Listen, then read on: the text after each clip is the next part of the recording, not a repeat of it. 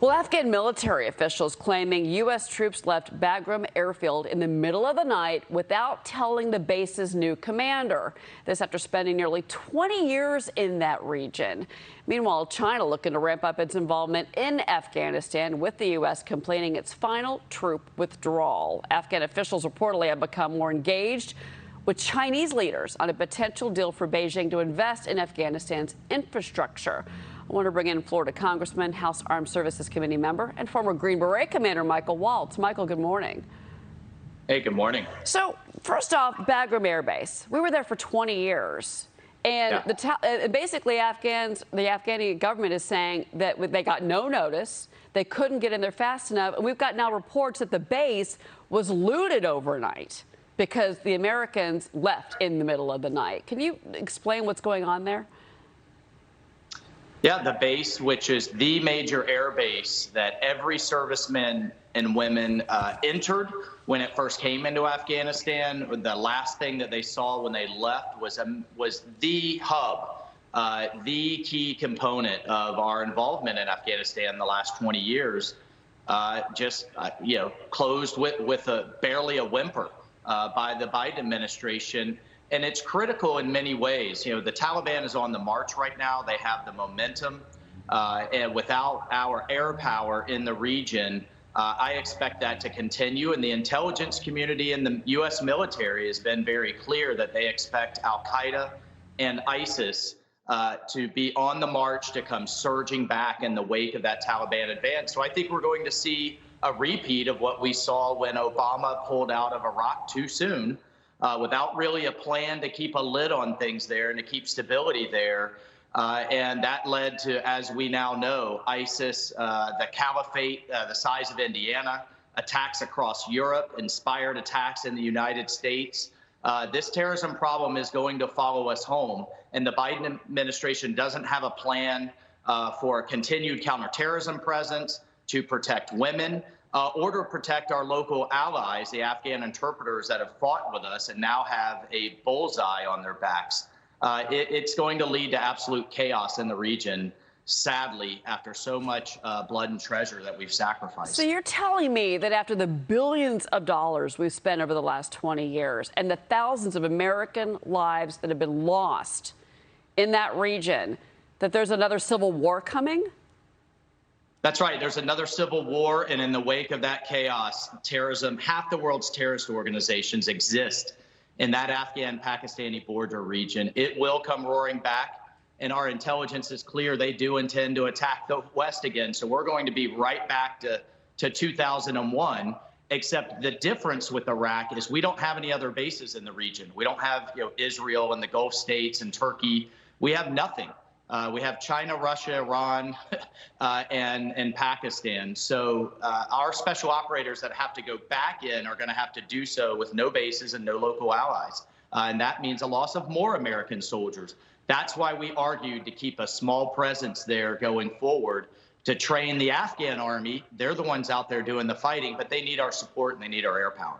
And the Biden administration obviously ignored those pleas from you and from your colleagues. And then what about the Taliban? Because they've now got a new source of income.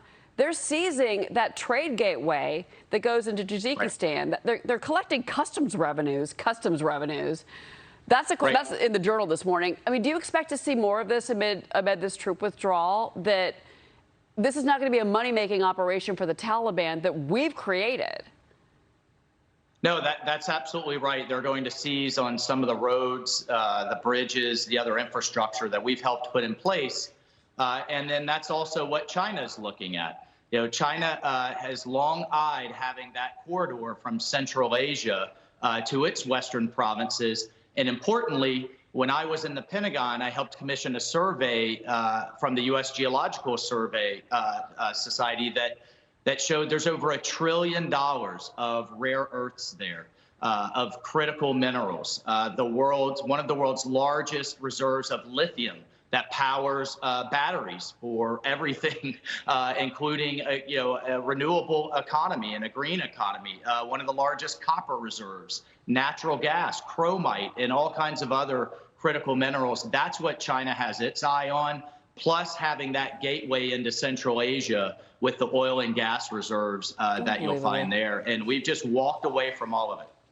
Unbelievable. It was Steve Forbes. Get in here. I mean, this just 20 years, and this is where we're at, Steve.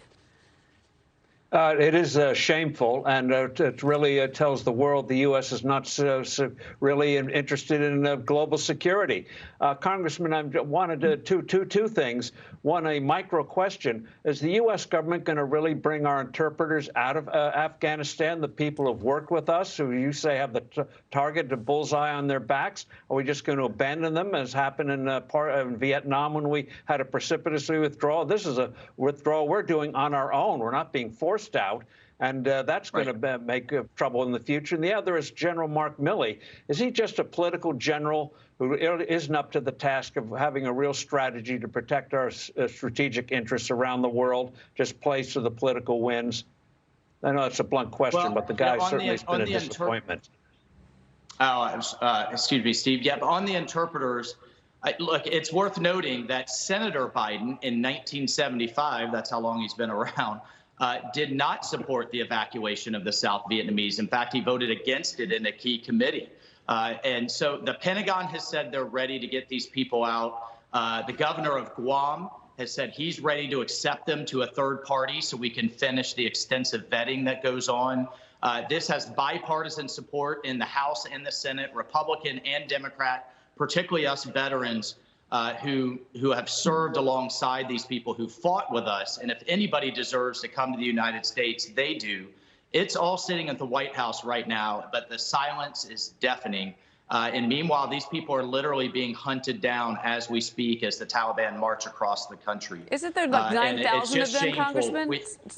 I'm sorry? I think there's, 9,000 interpreters? That's right. There's 9,000 interpreters and then 9,000 other people that, I mean, there's far more than that, but that at least are in the vetting system.